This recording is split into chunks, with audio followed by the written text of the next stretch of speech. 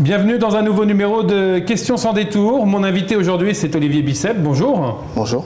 Alors, vous avez créé la société Caliblue. Qu'est-ce que c'est? Quel est le concept de cette société?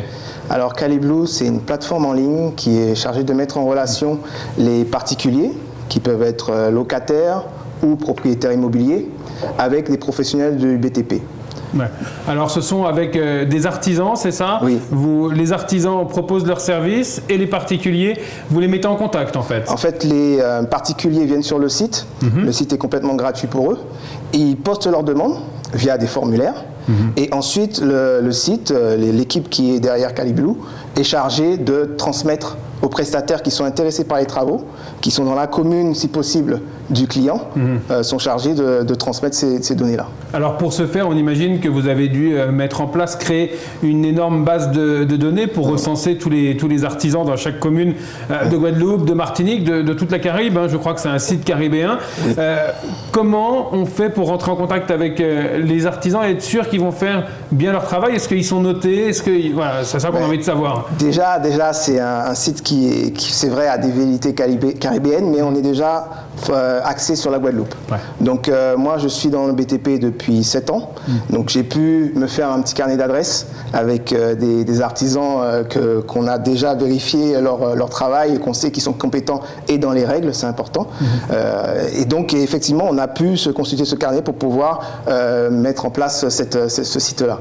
Donc après, le fait qu'on mette en relation les prestataires, ils ont effectivement une note qui est donnée par les utilisateurs du site et ils ont aussi une fiche, une page web qui est créée pour eux pour pouvoir leur donner de la visibilité sur le web. Comme ça, les clients peuvent voir ce qu'ils ont déjà fait, leur historique et ils savent à qui ils ont affaire. Donc c'est ça les garanties en fait que vous offrez aujourd'hui aux particuliers qui se rendent sur votre site. Il pourra donc sélectionner directement l'artisan qu'il souhaite dans une commune en fait, c'est ça? Voilà. Il pourra sélectionner l'artisan basé sur les compétences, basé sur le prix, parce qu'il y a le devis, c'est le nerf de la guerre aussi, basé sur le prix et basé sur ses réalisations et les commentaires des utilisateurs.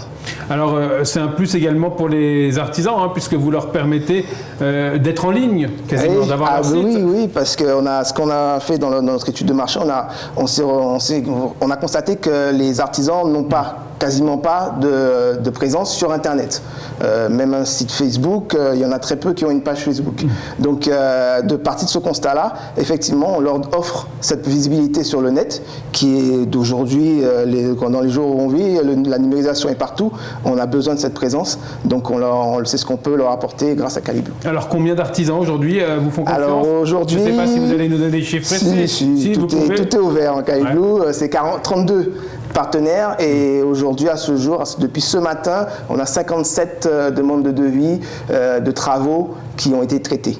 Alors combien de corps de métiers sont représentés au total? Alors on a 19 corps de métiers sur le site, dont un métier... Ça va du charpentier au maçon? Voilà, c'est un charpentier, tout ce qui est pour la construction d'une maison de A à Z. Donc effectivement, ça va des fondations aux finitions.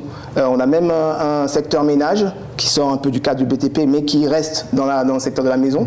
Et on a aussi un formulaire autre qu'on a ouvert pour donner un peu d'ouverture sur le site pour que, par exemple, avant-hier, j'ai eu une demande de décoratrice d'intérieur. Donc on a vraiment pour pouvoir déjà tester ce qui est demandé pour pouvoir ensuite l'implémenter sur le site. Ouais. Les particuliers qui vous rejoignent, c'est quoi leurs craintes aujourd'hui? Ils vous en font part? Alors oui, on a quelques craintes parce que Internet suscite ses propres craintes par rapport au transfert de données. C'est pour ça qu'on a récemment sécurisé le site. Pour que les clients qui viennent sur le site sachent que leurs données vont rester sur le site et ne vont pas être divulguées sur Internet. Donc il y a déjà ça. Les craintes, c'est est-ce qu'ils vont trouver le bon artisan? Mais ça, c'est avec le fil du temps parce que c'est une nouvelle activité. Donc avec le bouche à oreille qu'on aura, je suis sûr que ça va se développer tranquille. Et les artisans, de leur côté, ils ont des réserves à venir avec vous aujourd'hui? Pas trop, parce que c'est surtout en période de crise comme ça, il y a pas du tout de réserve. Après, donc, nous, on essaie de faire en sorte d'avancer en même temps que la demande. Ça sert à rien qu'on ait 20 000 artisans si derrière, il n'y a pas une demande. Donc, on essaie d'avancer avec la demande, mais on reçoit des demandes tous les jours, effectivement. C'est quoi le prix du ticket d'entrée, là, pour un artisan? C'est gratuit. C'est gratuit pour l'entrée. C'est gratuit pourquoi? Parce qu'on a voulu faire une formule, vu que c'est nouveau, pour que les artisans puissent tester la formule, ici, en Guadeloupe. Et ensuite, au bout des 3 mois, on aura une souscription mensuelle de 89 € par mois. Comment on se développe? Comment on se développe? C'est tous les jours, il y a des itérations à faire sur le site pour pouvoir donner plus de qualité aux prestataires et aux utilisateurs, plus de qualité de service. Et puis, notre velléité, comme on vous l'avait dit au début, c'est caribéenne. Donc, on commence en Guadeloupe et ensuite, on va s'exporter. Très rapidement du côté de la Martinique, on imagine? Oui, l'île Sœur, oui. Saint-Martin, on y est déjà présent. Ouais. Et puis, je pense que l'île Sœur, oui, reste... la prochaine étape. Ouais. Alors d'où vous est venue cette idée un peu folle de vous lancer dans une aventure? Vous l'avez dit, vous avez travaillé 7 ans dans le BTP. Oui. Comment on fait pour franchir le pas aujourd'hui? Pour franchir le pas, tout vient d'une idée, d'une volonté, d'une envie. J'avais envie de me développer, donner plus de services, puisque l'idée vient des propres utilisateurs du site aujourd'hui, qui me demandaient à travers mes chantiers, quand j'étais dans le BTP, qui me demandaient est-ce que vous connaissez un maçon, est-ce que vous connaissez un plombier, qui ne connaissaient pas où se tourner. Et vous vous êtes dit pourquoi pas alors? Pourquoi pas? Et puis après, je suis parti aux États-Unis. J'ai vu que là-bas, effectivement, ce type de service où l'utilisateur est au centre du service, c'est-à-dire que l'utilisateur, c'est lui qui recommande, c'est lui qui fait ses achats. C'est vraiment quelque chose qui est développé là-bas aux États-Unis. Et le voyant pratiquer au jour le jour, je me suis dit, ici en Guadeloupe, on a le droit aussi à ce type de service. Alors vous n'êtes pas parti de zéro, puisqu'il faut avoir l'idée première, c'est ce qu'il y a de plus important pour lancer sa start-up. Mais vous pouvez donner des conseils aux jeunes ou moins jeunes qui ont envie de se lancer dans cette grande aventure. Quand on commence, quels sont les écueils à éviter? Quand on commence, déjà, il faut se fixer des buts, pas forcément à très long terme, mais surtout à la semaine. Ouais. Je m'explique. Quand j'ai commencé le site, je n'ai pas commencé à penser au design du site, je n'ai pas commencé à penser au nombre de prestataires qui vont aller sur le site, comment ça va se passer. Je me suis focalisé sur la création, la création pure et dure, trouver les partenaires qui veulent travailler avec moi. Et c'est vraiment une focalisation sur des choses bien précises. Et ensuite, on passe d'étape à étape vers d'autres secteurs du site. Ouais, c'est step by step, on a bien compris. Step by step, oui. L'univers des startups, je le disais, c'est très risqué financièrement également. Là, vous avez obtenu quoi? Des aides, des investisseurs privés? Comment on s'y prend? Pour l'instant, c'est en fonds propres. Ouais, en fonds propres, oui, l'investissement en fonds propres. Faut savoir que pour pouvoir créer une start-up, et en même temps, pour pouvoir créer une entreprise, on va dire, plus classique, les coûts d'une start-up peuvent être beaucoup plus moindres que les coûts d'une institution classique. Pourquoi? Parce que c'est en ligne. Effectivement, il faut des développeurs, il faut des designers, mais on peut arriver à réduire les coûts. Comparé à une création d'entreprise où il faut une enseigne, il faut des locaux, il faut des commerciaux dès le départ.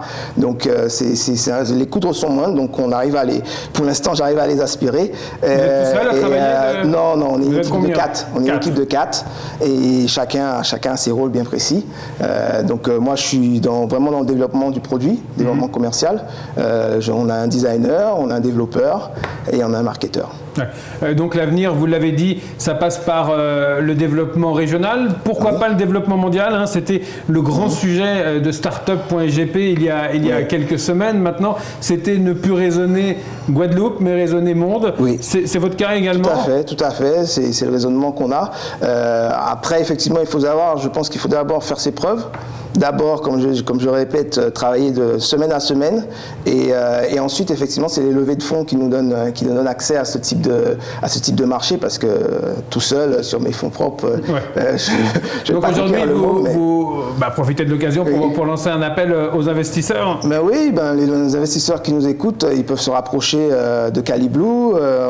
L'adresse c'est olivier.bicep@caliblue, c'est avec un Q, Qualiblue. www.cloudfund.com. Les gens le voient sur l'incrustation en dessous. Aujourd'hui, il vous faudrait combien pour être tranquille? Je ne sais pas, vous rêvez peut-être d'un chiffre, non? Budgétisé, avec 100 000 euros, je pense qu'on pourrait. Oui, c'est ça, c'est déjà le développement. Voilà. Le ticket pour bien vous développer, ça serait 100 000 euros. Aujourd'hui, il y a le crowdfunding, comme on dit. Vous y avez pensé? Oui, on y a pensé. La seule chose, c'est que là, vraiment, on est la tête dans le guidon sur le développement du site au jour le jour. Et effectivement, on pense faire appel à ce type de fonds. Quel regard aujourd'hui vous portez sur le secteur? Vous avez l'impression qu'il est en pleine ébullition, qu'on se dirige aujourd'hui en Guadeloupe vers peut-être un secteur porteur? Oui, je pense qu'il y a une véritable numérisation de notre économie. Et en même temps, on assiste à un développement d'économie de proximité. Donc les gens veulent connaître qui a à côté de chez eux, le voisin, ce qu'il fait pas en termes d'activité professionnelle. Donc c'est un secteur porteur, c'est un secteur où on peut à moindre coût avoir accès à beaucoup de personnes. Donc effectivement, je vois tous les jours de Startup.gp, l'a parfaitement illustré, des entreprises qui se montent et qui essaient de faire du bien aux Guadeloupéens. Donc comment on se forme? Il n'y a pas de parcours idéal, puisque vous nous l'avez dit, la base c'est l'idée. Oui. Mais bon, on imagine qu'il faut quand même se former au métier du numérique. Oui, c'est une formation de tous les jours. Moi, je suis, on va dire, autodidacte par rapport à mes confrères qui sont vraiment des purs développeurs, des purs designers. Moi, dans le domaine du numérique, il y a plein de vidéos sur YouTube, il y a plein de tutoriels sur Internet où on peut se renseigner, où on peut vraiment prendre des cours en ligne pour pouvoir faire ce qu'on a envie de faire. On vous remercie en tout cas et on vous souhaite bonne chance dans votre projet, Olivier Bicep. Merci. La suite de Questions sans détour, ce sera dès la semaine prochaine. On vous souhaite un excellent week-end à tous sur l'antenne de TV.